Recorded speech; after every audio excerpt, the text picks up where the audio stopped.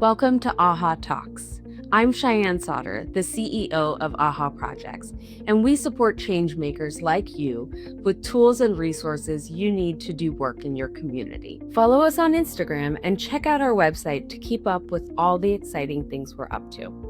This collection of videos will provide bite-sized learning that you can apply immediately to your work. As the nonprofit starts to grow and your board of director who has been volunteering and helping you fundraise and start your programming, now you're at a position where you need to start hiring staff. But you're not quite ready for a full-time staff person to be the executive director or an employee of the organization, but you want to hire an independent contractor. What do I need to know about hiring this person? I know there are state laws and then certain requirements that I need to make sure are in the agreement. So if you could help me navigate that. So the first thing I'll say, and this is not our topic of discussion today, but I always recommend having a discussion about proper classification of whether someone is an independent contractor versus an employee, because that's very important and you can run afoul of state and federal laws by violating or misclassifying an individual. Understanding those is very important. That's not what we're talking about today, but I wanted to notate that's important. But once you determine that someone is properly classified as an independent contractor, then you should have an agreement in writing with that person that dictates the terms of the services that are being provided. And so you want the typical contractual obligations and rights that are in almost every agreement, like the term, how long does it last, who are the parties, what compensation is and how it's being paid, clear description of the services that are being provided. And then in addition to that, you want to ensure that there's a good description of the relationship and that it fully forms the description as a independent contractor relationship. You designate clearly that the independent contractor is responsible to pay their taxes on the income that's generated, provide their own equipment, provide their own benefits, get their own insurance coverage, all of those sorts of things. And then you want to ensure that, especially in some states, in this state of Nevada, you want to ensure that your contractor has a business license in order to complete its operations. That's a really important piece of the puzzle when it comes back to classifying this person as an independent contractor. And then lastly, I think it's really important to understand that there are provisions that you need to have in writing with regards to the work product that's created by the independent contractor. Again, this is a state law issue, but in the state of Nevada, if you hire an independent contractor and that independent contractor creates intellectual property, like let's say you hire a web designer to design your website, they're creating intellectual property. And in the state of Nevada, if there's not a specific written provision in your agreement that says you own it as the nonprofit, that independent contractor owns that intellectual property. So it's called a work for hire provision. It's one of the most important pieces of understanding independent contractors and who owns the rights to the items that are created in that relationship. It's important to always have those work for hire provisions in the agreement that state that you own the product that's created, so that when that independent contractor leaves or stops providing services, you still own the rights to the items that you paid for. So you mentioned a couple things about the classification. There's a rule of thumb that I kind of go by when I'm talking about an employee versus an independent contractor, and that's the business of the business. Can you talk about that and what that means? So what type of person am I looking at when I'm looking at independent contractor? For federal law, the IRS has a 20-factor test that determines whether you're classified as an employee or independent contractor. So that's kind of a separate test. So we'll set that to the side. The other tests that are important are state level tests, and that's should someone receive workers' comp coverage from you? And should you be covering them for unemployment with the state? And both of the tests for those two state level items come down to, is the person in the business of your business?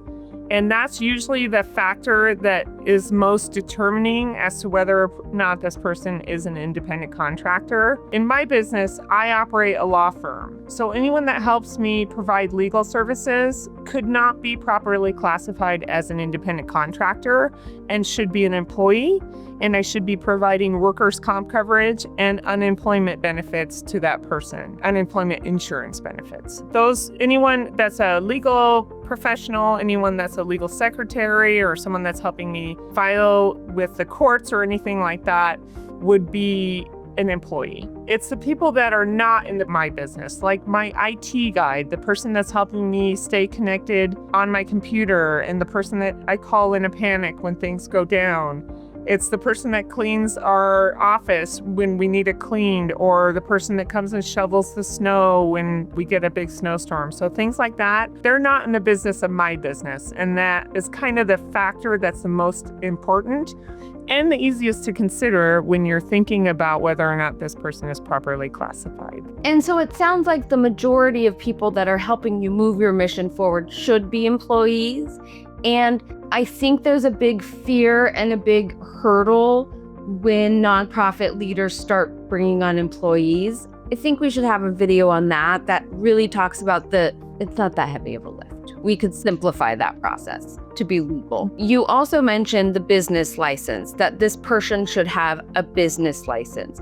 Is that with a county, state, city? Who are they filing that business license with? The two most important, but they're all important. They should have a state level business license. Usually you have to pay that in the state of Nevada if you form a legal entity, or you get a sole proprietor business license with the state of Nevada. You can get that through the Secretary of State's website. And then secondarily, you should have a local license. If you're in city limits, it would be a city license. If you're not in city limits, then generally it's a county licensure that's required. You would want to be properly licensed at all of those levels. And then keep in mind, if your business is mobile, then you might be operating in multiple local jurisdictions, and you have to be properly licensed in all of those. But most importantly, on the nonprofit side, when I'm hiring someone, they should be licensed where they're conducting the services for me. And then insurance, you brought that up. So if you have a web designer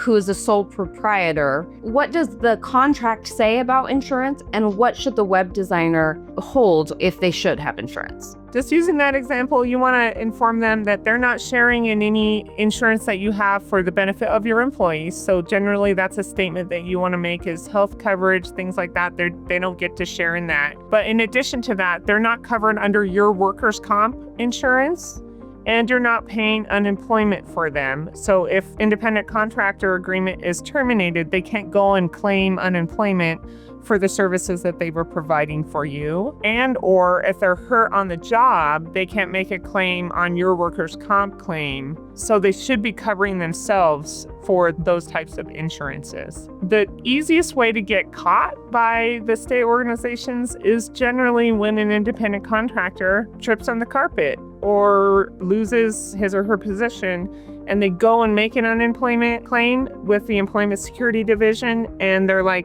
well, we don't have a record that you're an employee, and then suddenly they're looking at it. I've seen that happen a lot, where if someone is misclassified, usually the state level jurisdictions might find you if someone makes a claim and discovers that they were not actually treated properly as an employee. Is there a difference between hiring a sole proprietor, a corporation, an LLC? If I'm going to hire, Sally Webmaker, or if I'm going to hire Icon Corporation Web Solutions, is that the same agreement that they're all receiving, or how do I handle those? Typically, they're pretty similar, with the caveat that there are differences in how the services might be provided. So you can enter into an independent contractor agreement with someone individually or through their legal entity. Either way works. They would have very similar provisions. The problem with the entering into the agreement with, say, an entity is that entity might have 7 employees and you might one of them to work on your stuff. But when you're entering into an agreement with the organization. They just have to provide you the services. They're not making the promise that it's going to be professional services from one specific individual. So that would be a significant difference in the type of agreement that you have, whether it's with an entity or separate. On your end, really, it's just you're going to 1099 for the work. You're going to provide a 1099 for the services that were provided either to the person that's hopefully properly licensed as a sole proprietor or has a legal entity, and you're 1099ing the legal entity and they're doing their reporting at the entity level. I want to just clarify the process. So if I'm going to hire an independent contractor, I need to have an independent contractor agreement that stipulates insurance, the scope of work, all of the things that Kerry listed out. I'm also at the time going to collect a W-9 from them, which includes how they want to be paid, the name that they want to be paid, their social security or their EIN number, and a signature on that so that I know how to, at the end of the year, send them a 1099 that they're going to use to file their own taxes. Let us know what other videos you want us to produce, or if we can dive deeper into any one of these topics. If we don't have the answers, we definitely know someone that does. Thank you.